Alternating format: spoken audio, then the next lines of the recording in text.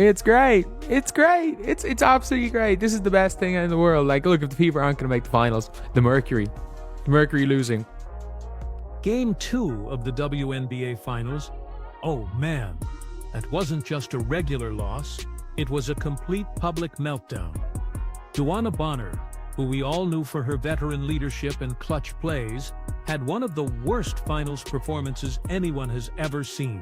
We're talking 4 points, 0 rebounds, and airballs that echoed louder than the crowd. Social media exploded. Analysts couldn't believe it, and even her biggest fans were just speechless. The quitter. 1 of 5 from the field. 0 of 2 from 3. 4 points. So, how did one of the league's most experienced stars just fall apart on the biggest stage of her career? And honestly, why did her downfall feel like some kind of poetic justice? Remember all that controversy around her leaving Indiana and those tampering rumors with the Phoenix Mercury? This wasn't just a bad night, it was a career-defining embarrassment. But really, beneath all that humiliation, there's a deeper story brewing about ego, decline, and maybe just a little bit of karma catching up under the brightest lights of the finals. She, on the series, is 5 for 17 from the field. Sorry, 5 for 18. 5 for 18 from the field. She's barely shooting 25%. Look, the crowd didn't even need a scoreboard to know what was going on. Her struggles were written all over her face. She missed wide-open looks. Her defense was sluggish. There was absolutely no urgency in her play. This veteran who used to thrive under pressure just seemed to crumble. Her signature mid-range jumper kept clanking off the rim, again and again. What's crazy is even her teammates stopped looking her way. They started opting for quicker passes and isolations, almost like they were trying to save the possession before it died in her hands. Brutal. She don't want to play basketball anymore. She don't want to do anything that helps her team win. She don't want to win at this stage. DeWanna Bonner pulls, you can see this drive here. She gets it from deep. She pulls nothing but air. But here's the thing that made it even worse. Bonner's collapse happened right in front of critics who had been waiting for this exact moment. After her controversial move from the Connecticut Sun to the Mercury, expectations were through the roof. Fans wanted her to prove that the switch was all about chasing a championship, not escaping accountability. Instead of giving us redemption, Bonner delivered pure humiliation. Breaking news, DeWanna Bonner to switch teams. I need that DeWanna Bonner lowlight tape. Like, hitting the rim was a challenge today. Hitting the rim was a challenge today. She's minus 21 across 2 games. It's not good. And social media? It absolutely blew up. Clips of her air balls were everywhere.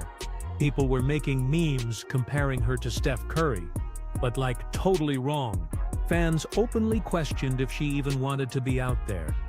Analysts didn't hold back either. Commentators called it a career worst performance.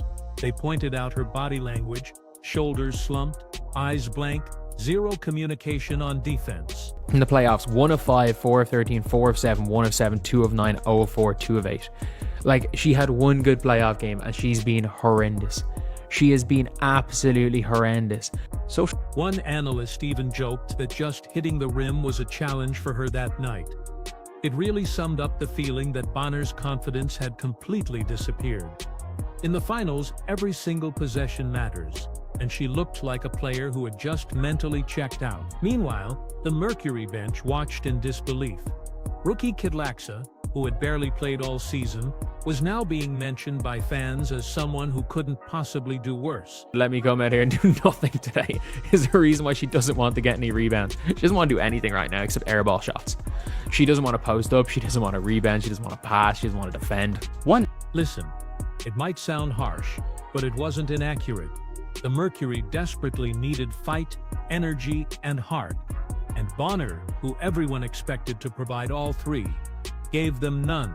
When that buzzer finally sounded, it wasn't just a bad game. It was a total collapse that symbolized something much bigger, the end of an era. It was the moment when a veteran star's body and mindset just couldn't keep pace with the league she once dominated. Do worse.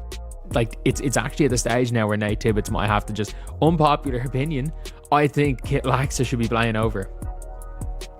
Kit Laxa is a 6'1" sniper. Like, she's, after Sammy Wickham, even maybe more than Sammy Wickham, she's the best shooter on the team. She is the best pure shooter on this team, and there is no way she can be worse at the other parts of basketball than DeWanna Bonner has been in the finals. There is actually no way. It was a brutal comparison. Now, Bonner's downfall wasn't some sudden event. It had actually been building quietly over months of inconsistency. Game 2 was just the moment it finally exploded for everyone to see. And as fans and analysts ripped into her performance, another question started to surface. How did things even get this bad? Like, finals DeWanna Bonner's barely a basketball player right now. Just a year ago, DeWanna Bonner was seen as one of the WNBA's most reliable veterans. She was the player who could calm the chaos, lead by example, and set the tone for the entire locker room. She had the rings, the experience, and a reputation for showing up when it mattered most. But in the 2024 finals, that image just shattered. What fans witnessed wasn't leadership, it was a slow-motion implosion. Every missed shot, every defensive lapse, every blank stare on the court exposed something deeper than just an off night. Bonner wasn't just struggling physically. She looked emotionally detached from the game that once defined her. It's easy to forget that Bonner's arrival in Phoenix was surrounded by a ton of noise. She left the Connecticut Sun amidst whispers of frustration with her teammates and coaching staff. And when she landed with the Mercury, it wasn't through a clean trade. Remember the mid-season drama where she was accused of quitting on the Indiana Fever? Reportedly, she walked away from the team without notice, while still under contract. 2 weeks later, she popped up in Phoenix smiling in new colors. For a lot of people, it felt like betrayal disguised as ambition. At the time, the Mercury front office just brushed off the controversy. They genuinely believed that pairing Bonner with stars like Brittany Griner and Diana Taurasi would spark a championship run. On paper, it totally made sense, but in reality, the chemistry never clicked. The Mercury were inconsistent all season, often relying on individual brilliance instead of real teamwork. When the playoffs came, those cracks turned into massive craters, and Bonner's disinterest became impossible to ignore. Teammates started to sense it too. During Game 2, cameras caught multiple moments of tension. Taurasi, visibly frustrated, gestured toward Bonner after a missed defensive rotation. On the bench, players actually avoided eye contact.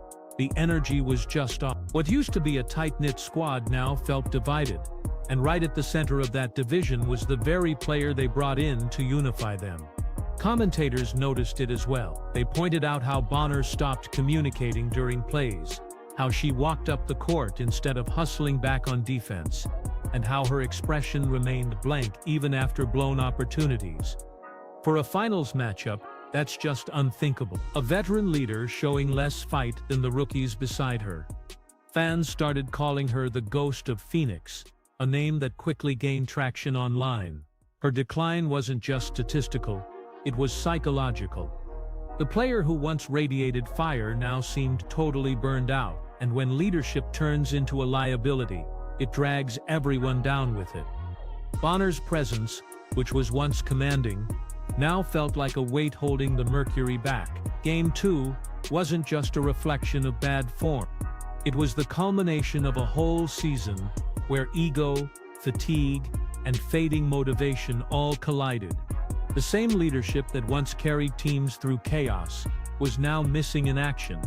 And as frustration mounted, the whispers grew louder.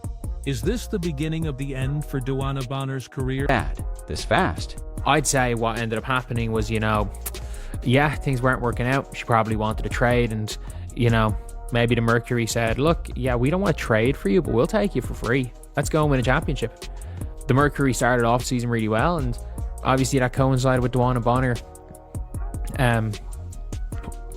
going and quitting on her team. The Phoenix Mercury had entered the finals with this quiet confidence. With veterans like DeWanna Bonner and Diana Taurasi leading the charge, expectations were sky high. Fans envisioned a redemption story, a comeback arc that could silence critics and restore the Mercury's reputation as a powerhouse. But by Game 2, that dream had just gone up in flames. The team looked lifeless, disorganized, and completely uninspired. And right in the middle of that collapse stood Bonner, the supposed cornerstone who had turned into a glaring weak link. What's more, when your star player plays without heart, it spreads like wildfire. Bonner's lack of energy and poor body language infected the entire lineup. Missed rotations, sloppy passes, and half-hearted defense painted a picture of a team that had lost belief in itself. What made the situation even more damning was that the Mercury's younger players, those hungry for minutes, seemed to care more than the veterans. Kit Laksa, a relatively unknown sniper, brought energy and hustle every time she stepped on the floor. Yet she barely saw any action. Fans began flooding social media with the same question: why is Bonner still out there? Analysts started to echo that sentiment. Former players on ESPN bluntly stated that Phoenix needed to bench reputation and reward effort. It was a subtle but scathing message that Bonner's name was keeping her on the court, not her performance. Even within the locker room, whispers started to surface that players were growing frustrated. Taurasi, known for her fiery competitiveness, appeared visibly irritated during multiple timeouts. She barked orders, gestured in frustration, and at one point walked away shaking her head after Bonner missed a defensive assignment. The chemistry that once defined the Mercury was gone. What had started as a super team on paper was now unraveling under pressure. The coach, Nate Tibbetts, didn't help matters either. His loyalty to Bonner, despite her visible struggles, made fans question his judgment. Worse, his earlier admission about talking with players before deals were official reignited old accusations of tampering. Suddenly, the narrative wasn't just about Bonner's bad performance, it was about an organization that had compromised its integrity and still failed to deliver results. Every franchise has a breaking point, and for Phoenix, this was it. It exposed a truth that had been brewing all season. The Mercury weren't just outplayed, they were out of touch. While younger teams like Indiana and Las Vegas evolved, Phoenix clung to an outdated formula, relying on aging stars and name recognition instead of adapting to the new pace of the league. DeWanna Bonner's fall from grace symbolized the fall of the Mercury itself. What was once a proud, championship-caliber team had now become a case study in decline. Their loyalty had turned into a liability, and experience had turned into arrogance. And as the cameras captured Bonner's blank stare while the scoreboard told the painful story, one question echoed across the league: had Phoenix reached the end of its dynasty? To understand why fans took such satisfaction in DeWanna Bonner's finals collapse, you really have to rewind a few months back to her dramatic exit from the Indiana Fever. That whole saga left a bad taste across the league. Reports emerged that Bonner had abruptly quit the team mid-season without even notifying teammates or coaches, refusing to play another minute while still collecting her paycheck. 2 weeks later, she was suddenly in a Mercury jersey, smiling for cameras as if nothing had happened. Fans were furious. Coaches were stunned. Even rival players whispered that something about it just didn't feel right. Then came the tampering accusations. Phoenix coach Nate Tibbetts was openly caught admitting that he had talked with Bonner before any official deal, a direct violation of league rules. That revelation painted the Mercury as a franchise willing to bend ethics to stack talent. At the time, it felt like they had pulled off a heist, stealing an all-star from a struggling team. But in hindsight, that move may have actually cursed them. When Bonner walked away from Indiana, she didn't just abandon a team, she abandoned accountability. Fever players like Sophie Cunningham and Kelsey Mitchell hinted that Bonner's departure fractured trust in the locker room. She didn't say goodbye, she didn't explain, she simply stopped showing up. For a league that prides itself on resilience and teamwork, her actions were the ultimate betrayal. So when she fell flat on the final stage months later, A lot of people saw it as poetic justice. The same fans who once accused the Fever of mistreating her now believed karma had finally caught up. Every airball, every missed rotation, every lifeless possession felt like payback from the basketball gods. Online threads filled with comments like, "This is what happens when you quit on your team, and you can't outrun integrity." Even former teammates subtly joined in. One Fever player reposted a meme of Bonner's Game 2 airball with the caption, "Life has a funny way of evening things out."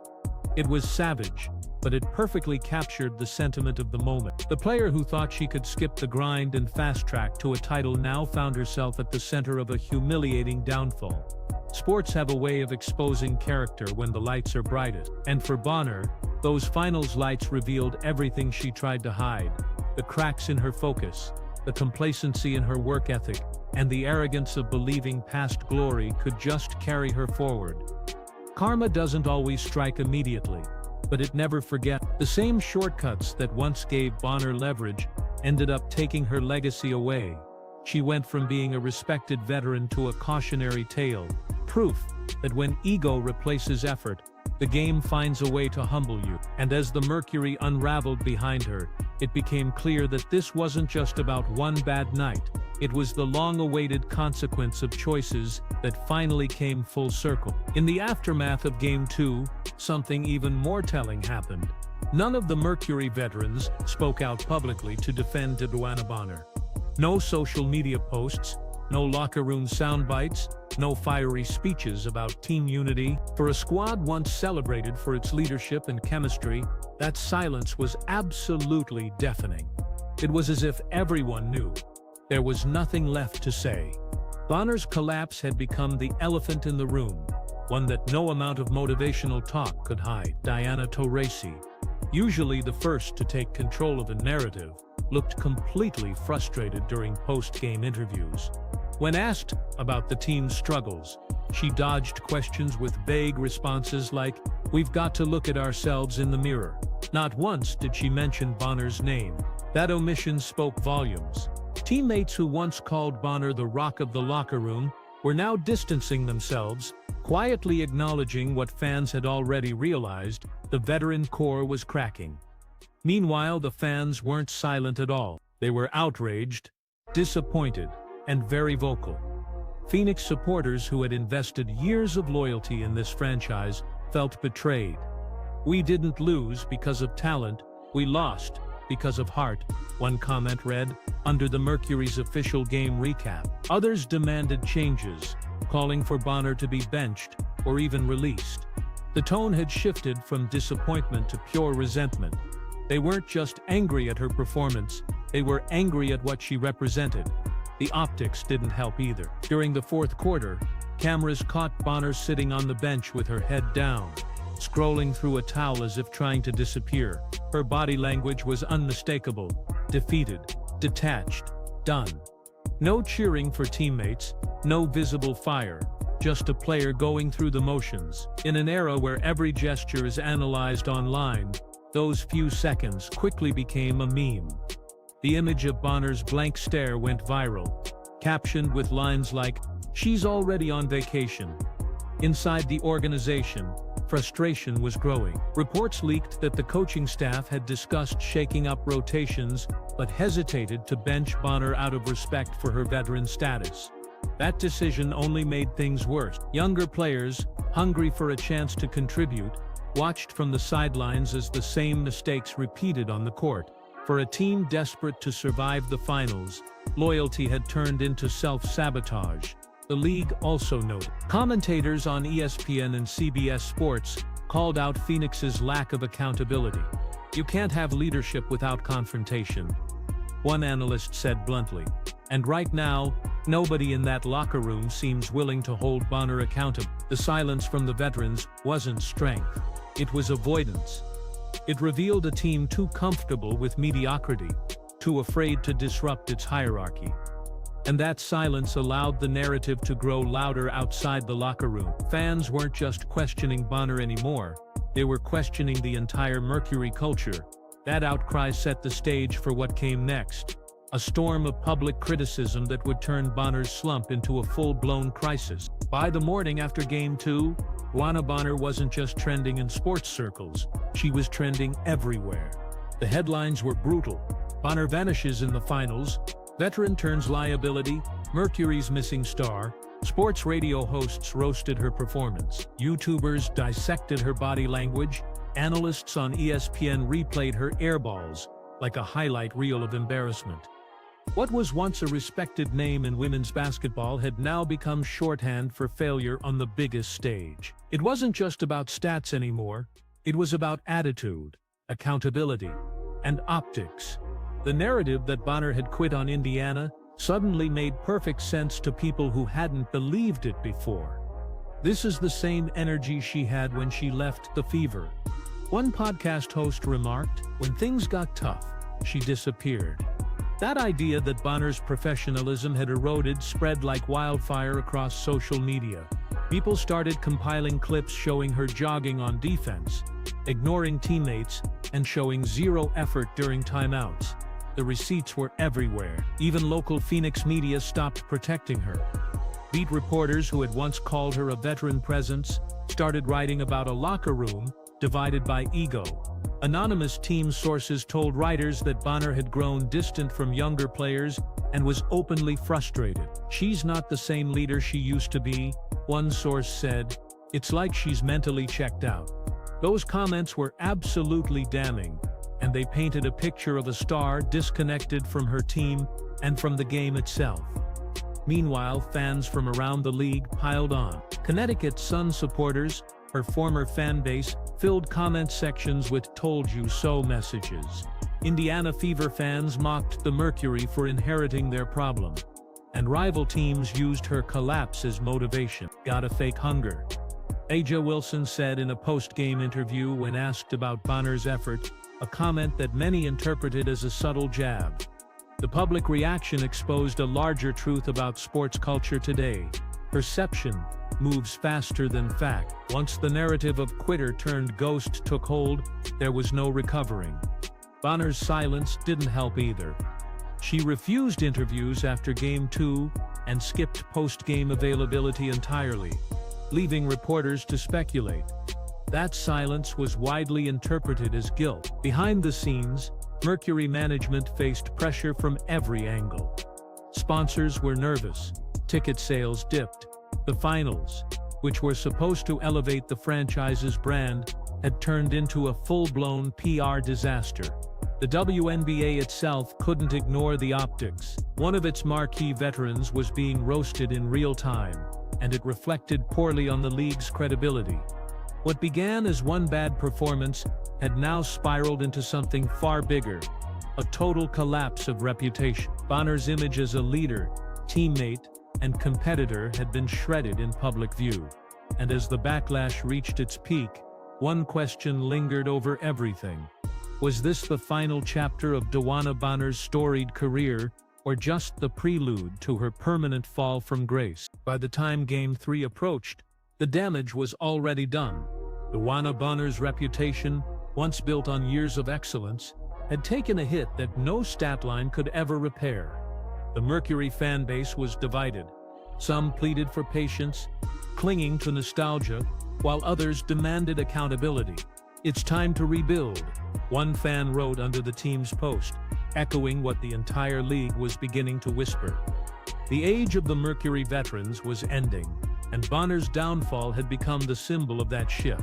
Inside the locker room, tension was undeniable. Players who once looked up to Bonner as a mentor now saw her as a cautionary tale. Younger teammates reportedly grew frustrated, believing they could bring more energy and urgency if given the chance. The silence that once felt like respect had turned into resignation.